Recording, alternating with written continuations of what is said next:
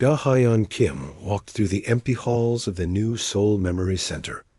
His footsteps echoed in the white corridors. The building was quiet at night, just how he liked it. During the day, too many Valoran supervisors watched everything. But at night, he could work alone. He carried his access card and a small datapad. The restricted section was on the lowest floor, 3 levels underground, where most humans never went.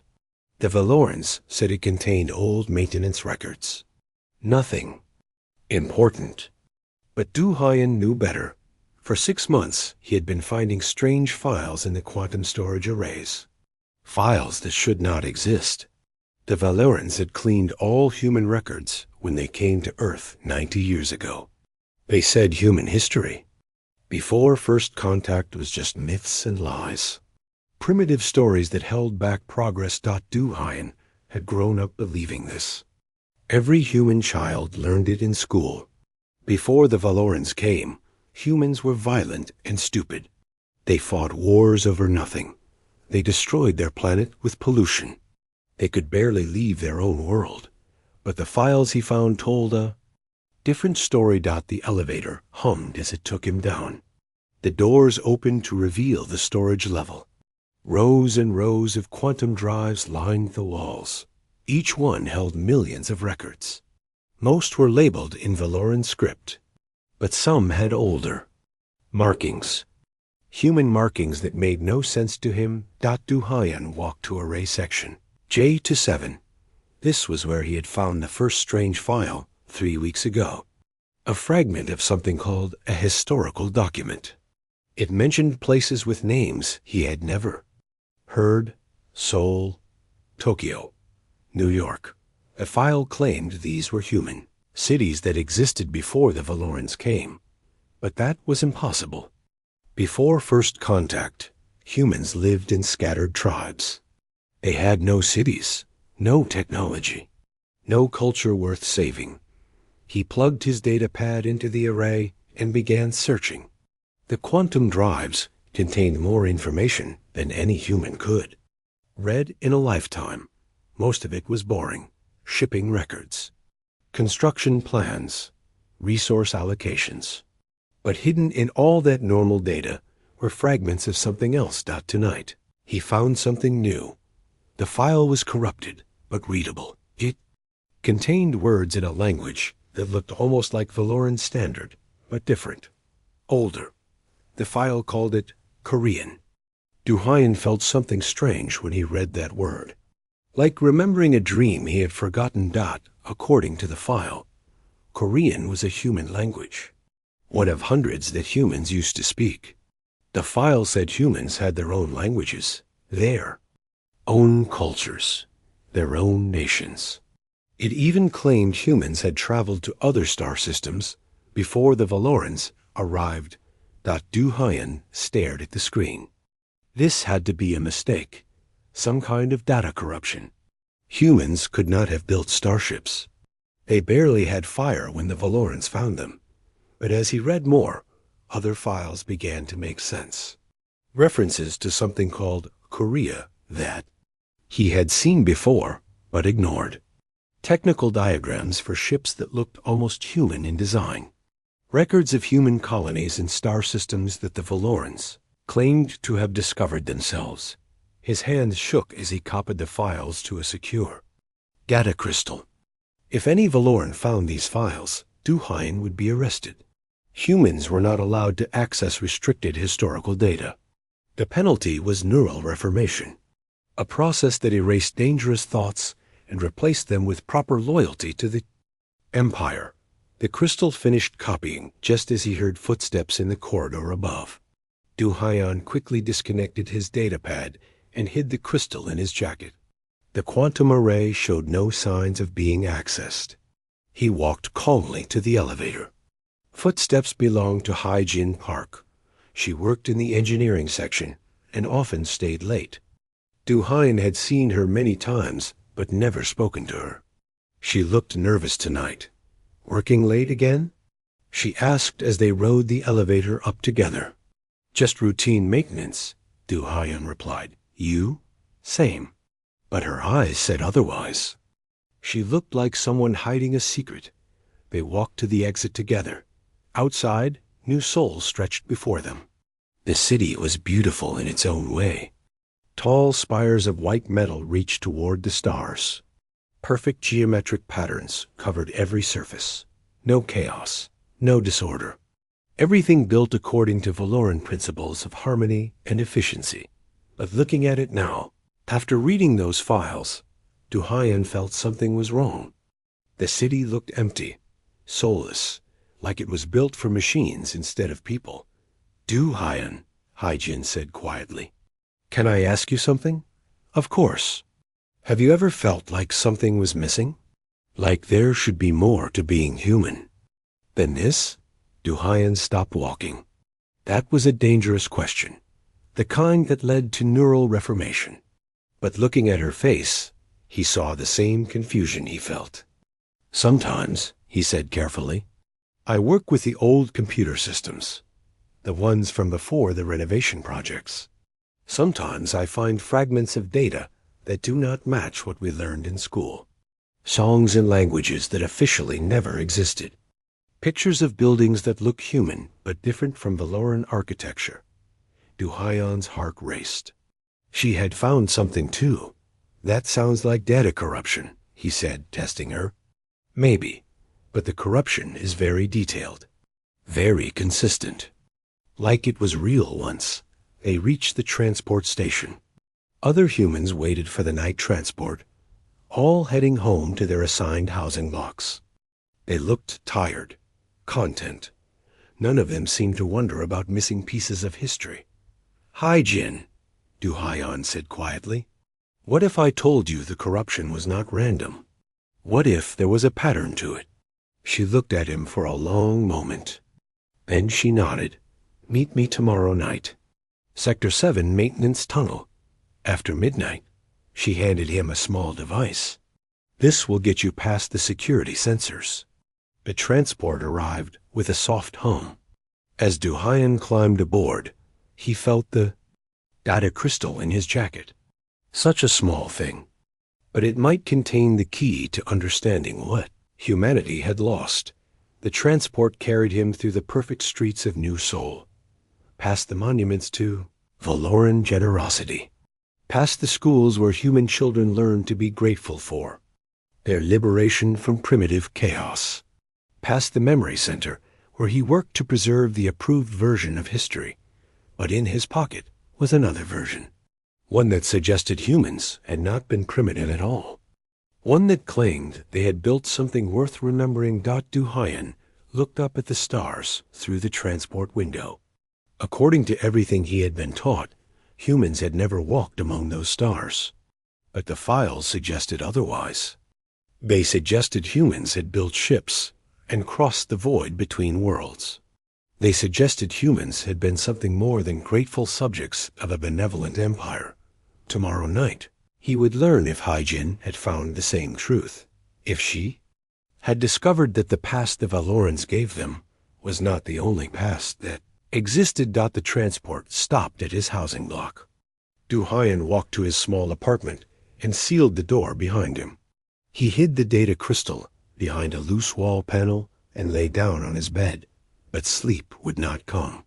His mind kept returning to that word, Korean, a language that officially never existed. But when he had read it, something deep inside him had recognized it, like hearing his own name spoken by a stranger. Outside his window, New Seoul slept under its perfect lights. But Du-Hyan lay awake, wondering what the city had looked like before the Valorans made it perfect, wondering what it had looked like when it belonged to humans, when it had been Seoul. Du-Hyan found the maintenance tunnel exactly where Hai-Jin had said it would be. The device she gave him worked perfectly. The security sensors did not even notice him as he slipped through the access hatch and down into the underground passages. Tunnels were dark and cold. Water dripped from old pipes overhead. This part of the city was built before the Valoran renovation. The walls were rough concrete instead of smooth metal. It felt more real somehow. More human.Hi-Jin was waiting for him with a small light. She looked around nervously before speaking. I was not sure you would come, she said. I had to know, Du Haiyan replied. He pulled out his data crystal. I found more files, much more. Her eyes went wide. Show me. They walked deeper into the tunnel until they reached a wider chamber. Old machinery filled the space, pumps and generators that kept the upper city running. Hai-Jin led him to a corner where she had set up a hidden workspace, a small computer, cables, and boxes of storage devices. This is where I work on the fragments I find, she said.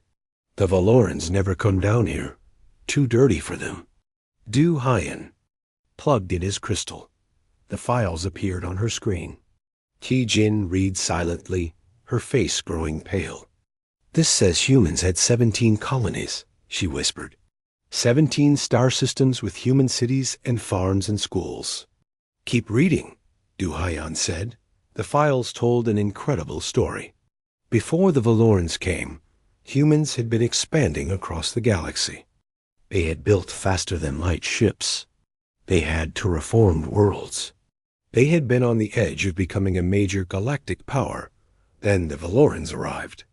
They called it liberation, Hai-Jin read aloud. But the military reports say different. The Valorans attacked without warning. They destroyed the colonial fleet. They bombed the outer settlements. Millions of humans died. Du Haiyan felt sick.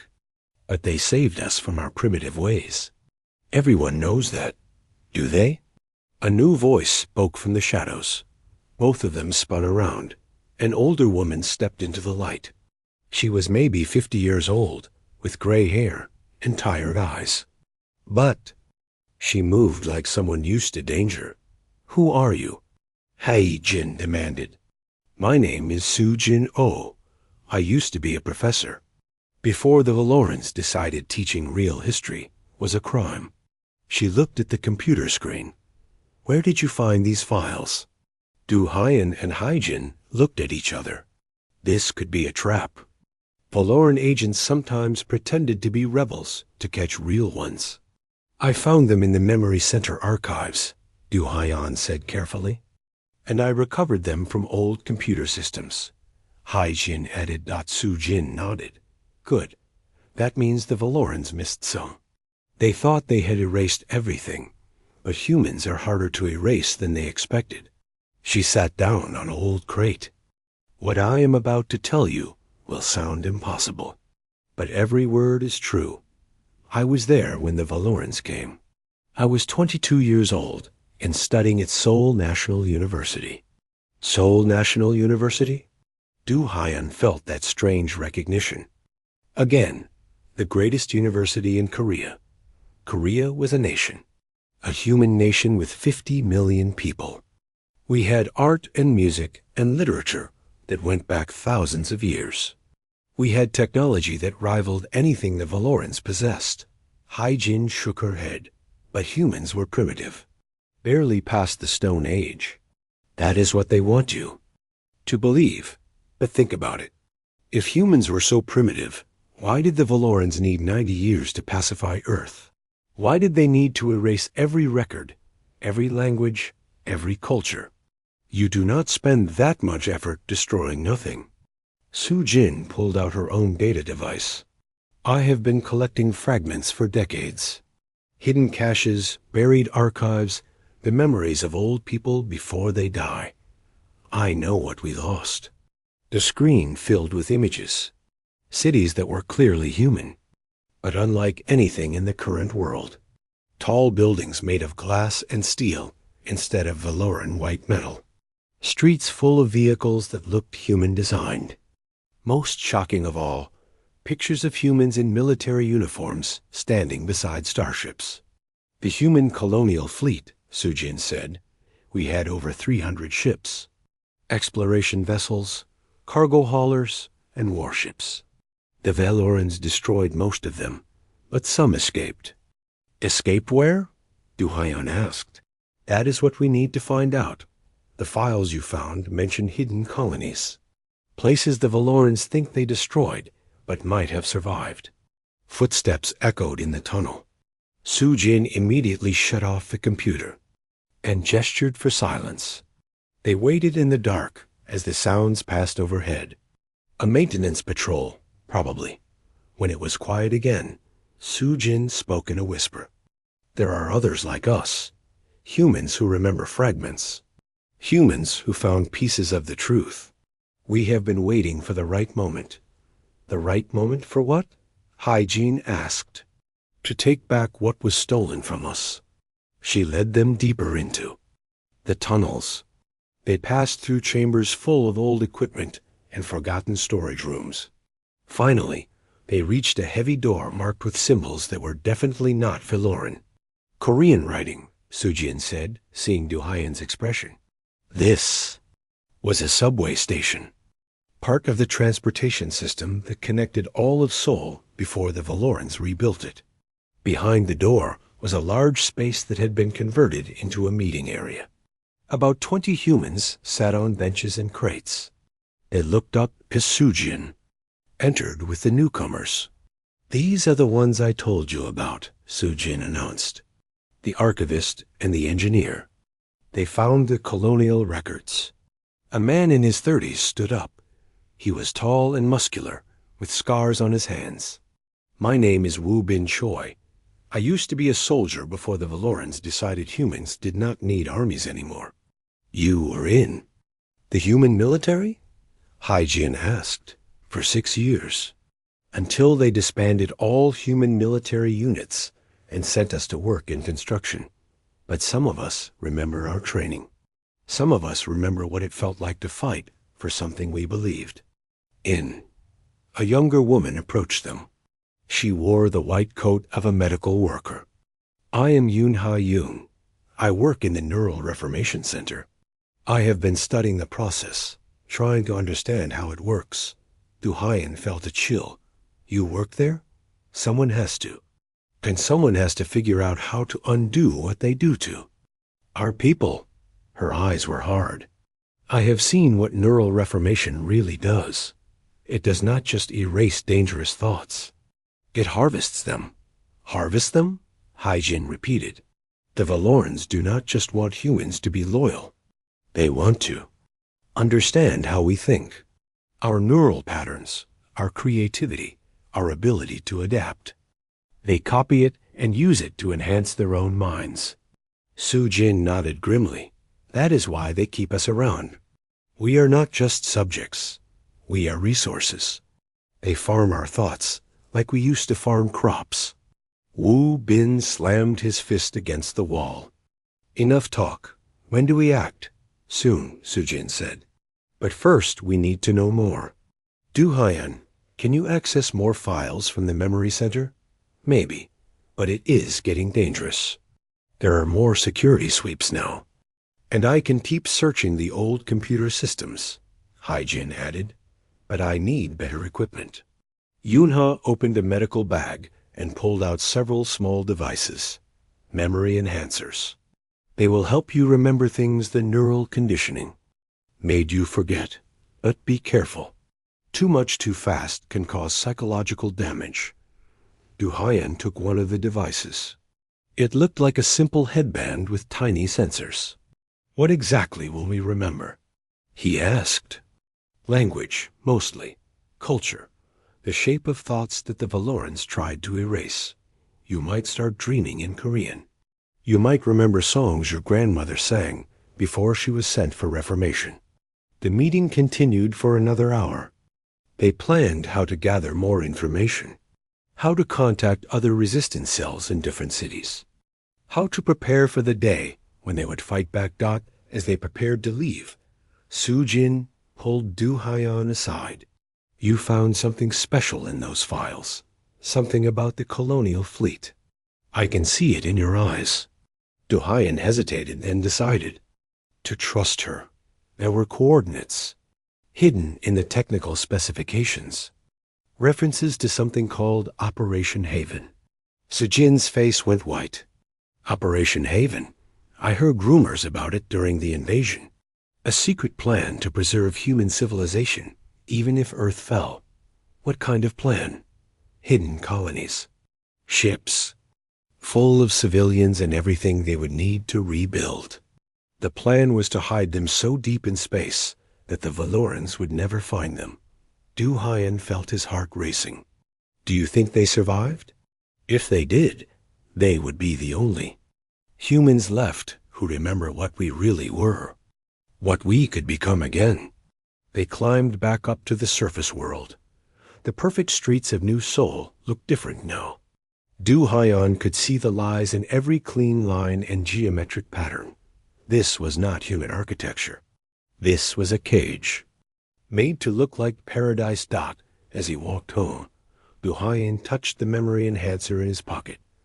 Tonight, he would use it. Tonight, he would try to remember what it felt like to be fully human. Dot above him. The stars looked different too. Not distant points of light, but destinations. Places where humans had once walked. Places where they might walk again. The memory enhancer changed everything. Du Hyan woke up from dreams full of words he had never learned, but somehow understood. Korean words that felt natural on his tongue. Images of a city that looked like New Seoul, but older, more alive. Streets filled with people who moved with purpose instead of quiet obedience. He stood in his bathroom and looked at himself in the mirror. For the first time in his life, he saw a Korean man instead of just a human. The difference felt enormous. At work, everything looked different too. The memory center was not a place of learning. It was a tomb where human history went to die. Du Hyan walked through the halls and saw the Valoran supervisors with new eyes. They were not benevolent guides. They were occupiers. Administrator Vex Thul stood at the main desk, reviewing daily reports.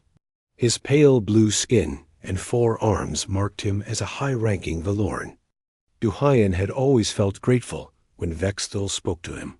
The alien was so advanced, so wise. But now Du Hyan saw something else in those large black eyes.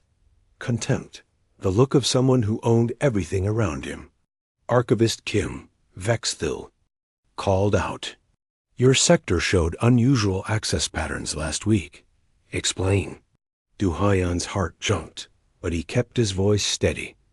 Routine maintenance, Administrator. Some of the older quantum drives needed defragmentation. Vex Thul stared at him for a long moment. Be more careful. Inefficiency is a sign of declining mental discipline. Yes, Administrator. That night, Du Hyan met with the resistance again. More people had joined them. Word was spreading through hidden networks across the city. Humans were starting to remember. Su Jin stood before the group with a serious expression. We have a problem and an opportunity. She activated a holographic display. It showed a news broadcast from the Yah, Valoran Media Network. Increased security sweeps across all human settlements, the Valoran reporter announced. Emperor Zethkar has declared a state of heightened awareness due to what officials call minor data corruption in historical archives. They know something is happening, Wu Bin said. They are scared. Good, replied a new voice. Everyone turned to see a man Du Hyan did not recognize. He was about 40 years old, with the confident bearing of someone used to command. His clothes were different. 2. Not the standard gray uniform most humans wore, but something that looked almost military. Who are you? Sujin asked. My name is Junho Nam. Until 3 days ago, I was a security liaison for the Valoran administration. I helped them track down rebels and dissidents. The room went dead silent. Several people reached for weapons. Wait, Junho said, raising his hands. I am not here to arrest anyone. I am here because I found out what the Valorans really think of us. He pulled out a data pad and set it on the table. 3 days ago, I attended a high-level briefing about the security situation. I heard Administrator Vex Thul and his superiors discussing humanity like we were livestock. The recording played Valoran voices speaking in their own language. Junho translated. Quote, "The human neural harvest has been exceptionally productive this quarter. Their pattern of creative problem-solving continues to enhance our cognitive capabilities. However, recent data suggests some specimens are developing resistance to conditioning." The room erupted in angry voices. Junho held up his hand for silence. "It gets worse." Quote, "If the resistance patterns spread, we may need to implement Protocol 7 across all human settlements." "What is Protocol 7? Haijin asked. Junho's face was grim. "Mass neural reformation. Every human on Earth would be processed. No exceptions. Complete personality erasure and replacement with artificial loyalty programming." A silence that followed was heavy with fear and rage. "When?" Su Jin asked quietly. "If the resistance activity does not stop within 6 months, they will begin implementation, starting with the major population centers." Du Haiyan felt something burning in his chest. Anger, but focused, pure. "Then we do not stop the resistance activity. We increase it." "That is suicide," someone protested. "No," said another new voice. "That is war." A woman stepped out of the shadows. She was about 35 years old, with short black hair and pilot's markings on her jacket. Real pilot's markings, not the decorative ones the Valorans allowed humans to wear. "My name is Dayun Seo. I have been searching for this group for months." "Another former collaborator?" Wu Ben asked suspiciously. "No, I am from the Free Fleet." The room exploded in voices. The Free Fleet was a myth, a story the Resistance told itself to feel better. "The Free Fleet is real," Dayun said firmly. 47 ships, 15,000 humans who never surrendered. "We have been hiding in the asteroid belt for 90 years, building our strength and waiting for the right moment." She activated her own display device. Images appeared of ships that were clearly human in design, but advanced far beyond anything. On Earth, sleek hulls covered in weapons. Cities built inside asteroids.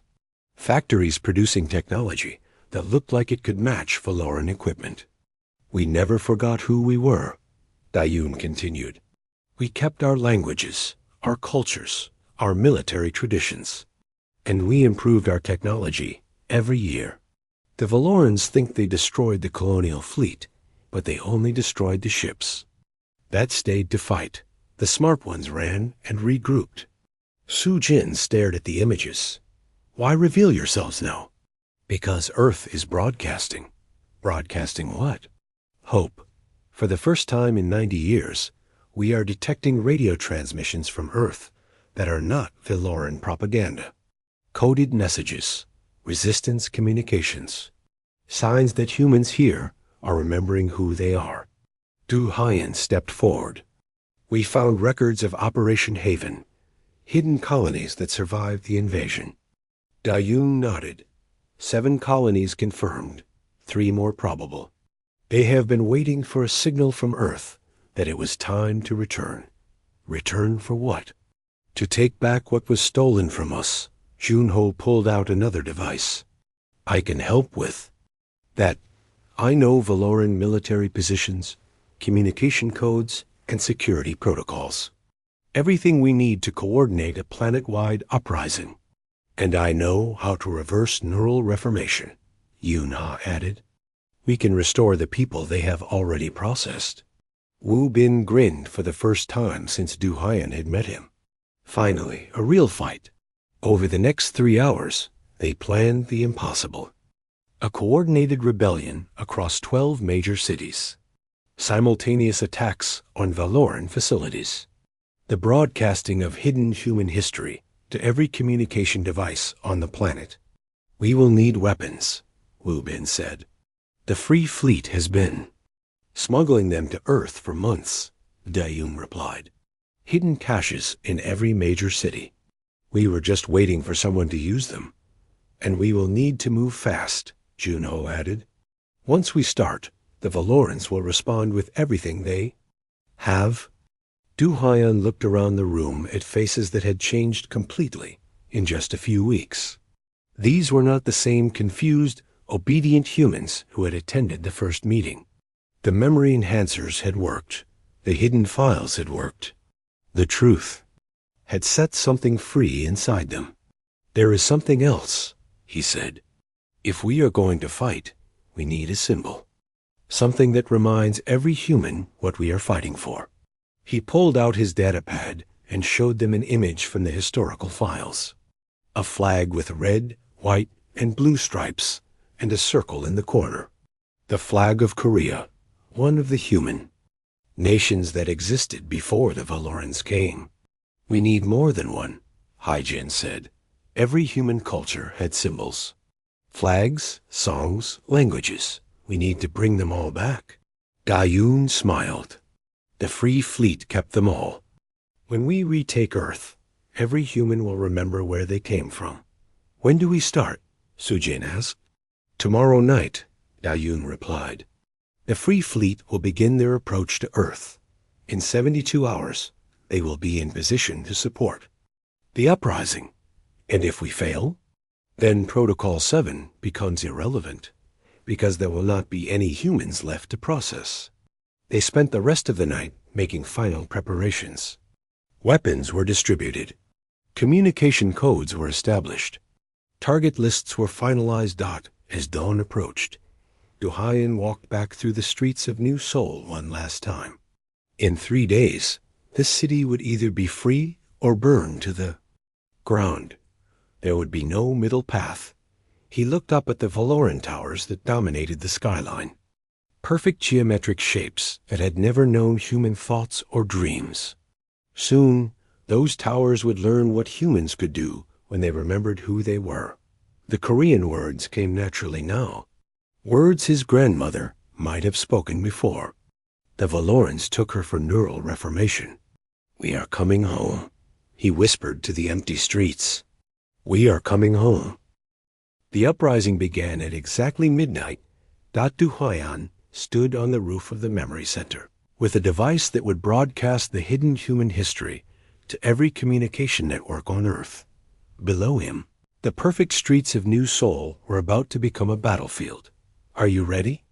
Hyjin asked. She held a pulse rifle that the Free Fleet had smuggled to Earth. It looked strange in her engineer's hands, but she held it with confidence. "As ready as anyone can be for war," Du-Hyan replied. 3 kilometers away, explosions lit up the night sky. Wu Bin's team was attacking the main Valoran garrison. The plan was working. Du-Hyan activated the broadcaster. Across the planet, every screen and communication device began showing the same images. Human cities before the invasion. Human ships exploring the stars. Human art and music and literature. The truth that had been hidden for 90 years. His voice carried the message to millions of humans.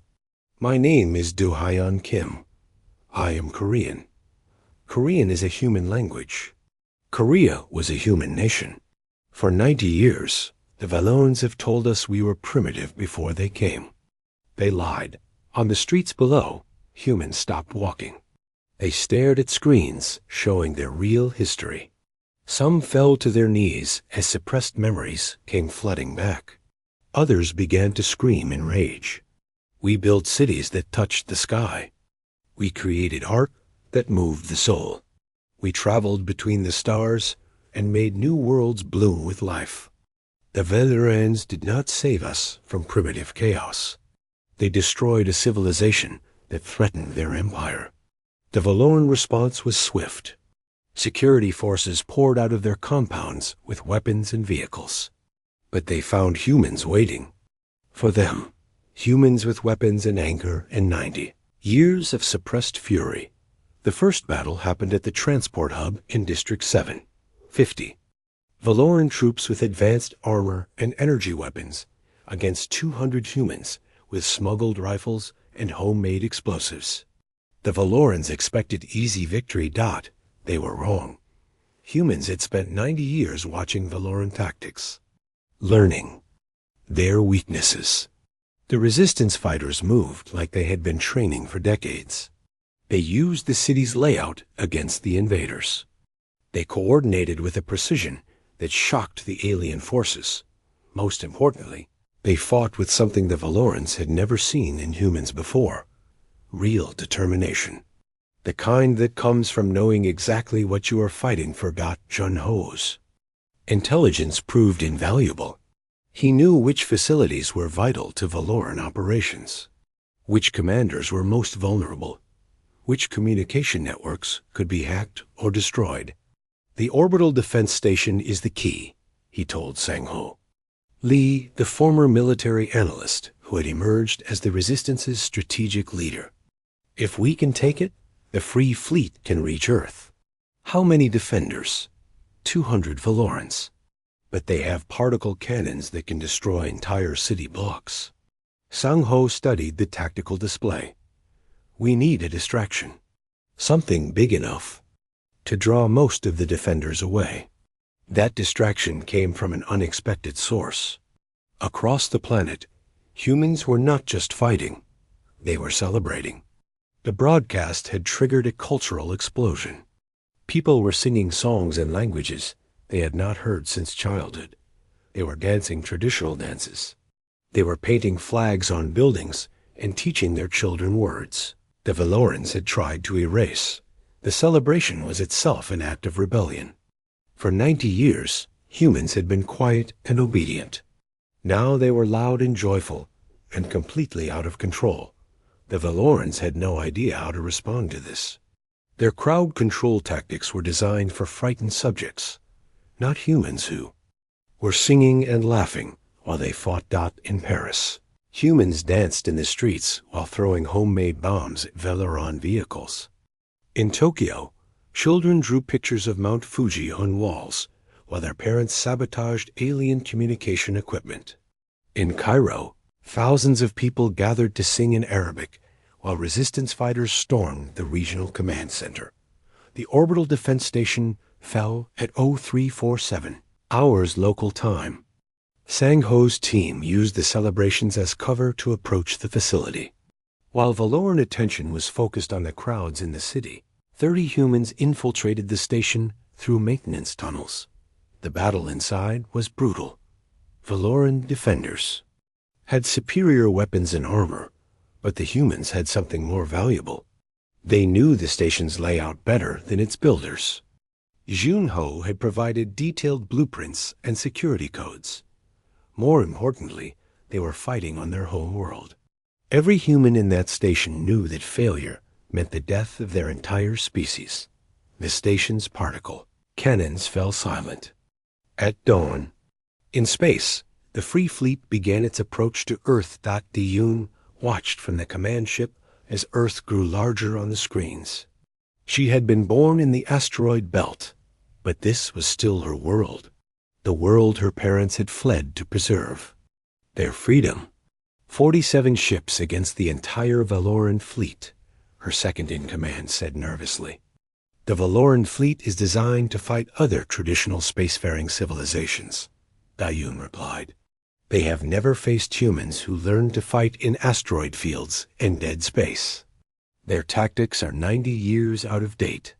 The space battle began as the Free Fleet reached Earth's outer system. Valoran warships moved in perfect formations, using established galactic warfare doctrines. The human ships scattered like wolves, using the debris fields and gas clouds to hide there. Approach. Each human ship was smaller than its Valoran counterpart, but faster and more maneuverable. More importantly, they were crewed by people who had grown up fighting for survival in the harshest environment possible. The Battle of Luna Station became the turning point. The Valorans concentrated their forces to defend the moon-based command center. The Free Fleet attacked from 6 directions at once, using the moon's gravity well to slingshot around defensive positions. When the station fell, something unprecedented happened. The human flag flew over a military installation for the first time in 90 years. On Earth, the sight of that flag on every broadcast screen changed everything. Humans who had been hiding came out to fight. Valoran collaborators began switching sides. Entire cities declared independence from the Empire, but the Valorans were not finished. Emperor Zethkar himself arrived in the Sol system with the Imperial Guard, 300 of the most advanced warships in the galaxy, crewed by the Empire's elite forces. Surrender now, and some of you will be allowed to live as reformed subjects. His message broadcast to Earth: continue this rebellion, and every human will be exterminated. The answer came from Duhayan, still broadcasting from the memory center. We have been subjects long enough. Today, we choose to be free. The final battle lasted 18 hours. The Imperial Guard fought with the desperate fury of a dying empire. They had built their civilization on the oppression of other species. If humans could win their freedom, others would follow. But humans fought with something the Valorans could never understand: love for a world they had never truly lost, pride in a heritage they had rediscovered, hope for a future where their children would grow up free. The battle ended when Sangho's ground forces captured the Valoran military command center in New Sol. At the same moment, the Free Fleet destroyed the Imperial Guard's flagship in orbit. Emperor Zethkar was taken prisoner, the first alien ruler ever captured by human forces. That night, as fires burned across the planet and humans celebrated in the streets, Duhayan sat in the ruins of the memory center. The building had been damaged in the fighting, but the quantum storage arrays were intact. Hai-Jin found him there, searching through the files. "What are you looking for?" she asked. "The rest of our history, everything they tried to hide." He looked up at her with tears in his eyes. "We won, Hai-Jin. We actually won. It is not over yet. There are other Valoran territories, other worlds, that need to be freed." Duhayan nodded. "And we free them. All of them." Outside, the city was transforming. Humans were tearing down Valoran monuments and replacing them with symbols of their own cultures.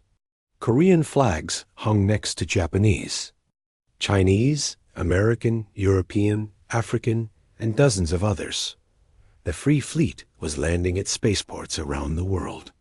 For the first time in 90 years, humans from Earth were meeting humans who had never been conquered. The reunion was emotional beyond words, but there was work to do. Other species were sending messages to Earth: the crystalline Nephis, the aquatic Morden, the gas giant dwellers called Venth. All of them had suffered under Valoran rule. All of them wanted to join the rebellion. "We started a war," Duhayan said to Hai-Jin as they watched the sun rise over New Sol. "No," she replied. "We started a revolution." Above them, human ships patrolled the sky. Below them, human voices filled the air with songs in 100 languages. Around them, a world that had forgotten how to be free was learning again. The Valorans had erased humanity's past, but from the ashes of that erasure, humans had built something new, something stronger. They had written their new history in blood. And now that history would spread across the galaxy, liberating every world that dreamed of freedom. 5 years after the Great Liberation, Duhayan stood in the rebuilt Seoul National University. The building looked nothing like the sterile Valoran structures that had dominated the city before the war. It was built in traditional Korean style, but with modern materials that gleamed in the sunlight. Students filled the courtyard, speaking in Korean, Japanese, Mandarin, English, Spanish, and dozens of other human languages. Languages that had been forbidden for 90 years were now heard everywhere. Professor Kim, one of his students, called out, "Are you ready for the ceremony?" Duhayan smiled. Professor Kim. He still felt strange hearing that title. 5 years ago, he had been just an archivist hiding stolen files. Now he was the director of human historical restoration and taught courses on pre-contact civilizations. "Almost ready, Minho?" he replied in Korean. The student's name meant bright and wide, a good name for a young person learning about the universe their species would inherit. The ceremony was being held in the Grand Assembly Hall. Representatives from 47 liberated worlds were gathering to sign the Charter of Free Peoples. It would be the first interstellar alliance based on liberation rather than conquest. Du Haiyan walked through the city streets toward the hall. Seoul looked beautiful now. The rigid geometric patterns were gone, replaced by buildings that curved and flowed like living things. Parks filled spaces where Valoran monuments had once stood. Children played games that their grandparents had invented generations ago. The transformation had not been easy. 3 billion humans had lived under Valoran rule for their entire lives. Many of them had trouble adjusting to freedom. They had been taught that human thoughts and desires were dangerous. That safety came from obedience, but humans were remarkably adaptable. Within 2 years, most of the population had embraced their rediscovered heritage. The process was helped by the memory restoration technology that Yunha had developed. The same technique the Valorans used to steal human thoughts could be reversed to return them. Hai-Jin was waiting for him at the hall entrance. She wore the blue uniform of the Human Engineering Corps, the organization rebuilding Earth's infrastructure according to human designs. "How do the preparations look?" Du Haiyan asked. "Perfect. The translation systems are working flawlessly.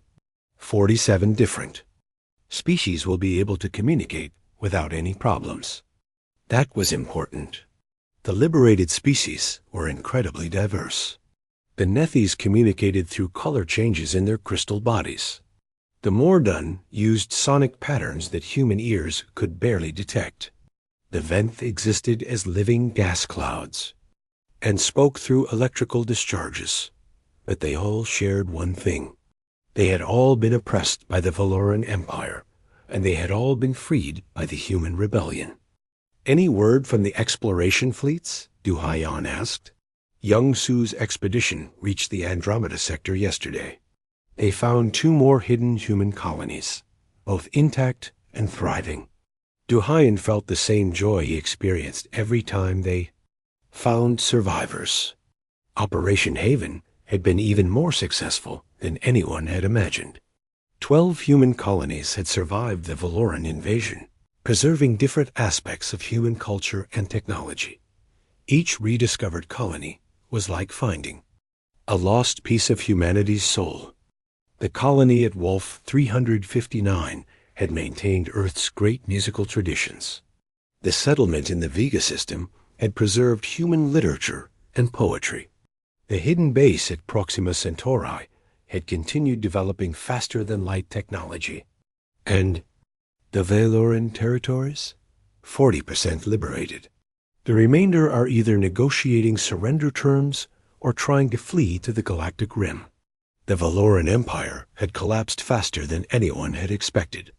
90 years of depending on harvested intelligence from subject species had left them incapable of original thinking. When their victims rebelled, the Valorans found themselves outmatched by the very minds they had been stealing from. Inside the hall, Du Haiyan took his place among the human delegation. Hae-Won Lim, the first elected president of the restored human Federation, stood at the podium. She had been a child when the liberation began, but the memory enhancers had helped her recover knowledge of human democratic traditions. 5 years ago, we were subjects of an empire that told us we had no history worth remembering, she began. Today, we gather as equals with species from across the galaxy, united not by conquest, but by the shared dream of freedom. The signing ceremony took 3 hours. Each species representative added their mark to the charter in their own way.